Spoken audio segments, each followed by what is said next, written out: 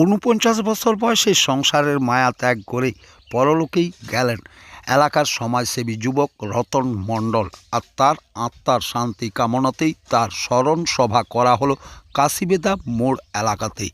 এলাকার ব্যবসায়ীরা তার স্মরণ সভা করলেন, আর সেই স্মরণ সভাতেই উপস্থিত ছিলেন এলাকার সমস্ত ব্যবসায়ীরা এবং সেই রতন মণ্ডলেরই পুত্র, কন্যা এবং স্ত্রী।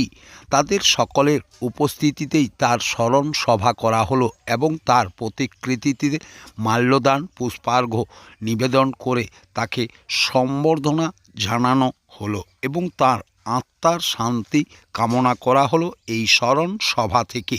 বাঁকুড়া এক্সপ্রেস টিভির মুখোমুখি হয়ে তারই গৃহ শিক্ষক, যার কাছেই সে লেখাপড়া শিখেছিল, সেই শিক্ষক কি বললেন তার স্মরণ সভাতে উপস্থিত থেকে শোনাবো সেই শিক্ষকের করুণ কাহিনী।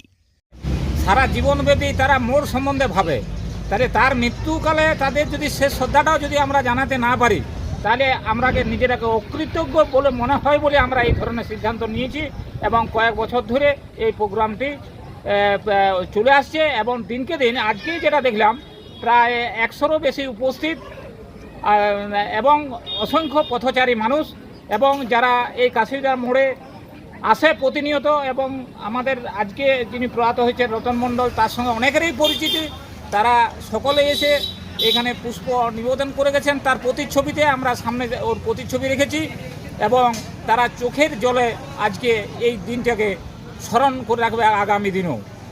খুব কম বয়স, মাত্র 49 বছর বয়সে 3 জন মেয়ে এবং 1 জন ছেলে এবং নাতি এবং বোনরা আছে। একটা ছেলে উচ্চ মাধ্যমিক পরীক্ষার্থী, এই 2026-এ উচ্চ মাধ্যমিক পরীক্ষা দেবে। তার পড়াশোনার বিষয়ে আমরা ভাবছি যে আগামী দিনে কিভাবে সে সায়েন্সের ছাত্র, কিভাবে একটা বৃহৎ কোর্স আগামী দিনে সে কমপ্লিট করে আমরাকে অন্তত বুঝিয়ে দেবে যে বাবা হয়তো প্রয়াত হয়েছেন, আপনারাকে স্মরণ করে আমি আমার পথে এগোচ্ছি এবং আগামী দিনে একটা ভালো রেজাল্ট তার কাছ থেকে আমরা আশা করব। মেয়েরাকেও বললাম যে আমরা আছি তোমাদের পরিবারের সাথে, সব সময় না পড়লেও তাদের সুখ দুঃখের কথা কাজল বা রতনের স্ত্রী পূর্ণিমা যারা আছে, তারা হয়তো কোনো অসুবিধায় পড়লে যদি আমরাকে জানায়, আমরা সেটা সলভ করার চেষ্টা করব এবং সারা জীবন যতদিন বেঁচে আছি ততদিন থাকবো। আমি খুবই মর্মাহত। রতন ওয়া ক খ স্লেট পেন্সিলে আমি ওর মাস্টার মশাই, আমি ওকে শিখিয়েছি। আজকে দুঃখের বিষয়, আমি মারা গেলে আমার স্মরণ সভাটা রতনেই না হতো, ও করতো, কিন্তু সেই স্মরণ সভা আজকে আমাকে করতে হচ্ছে।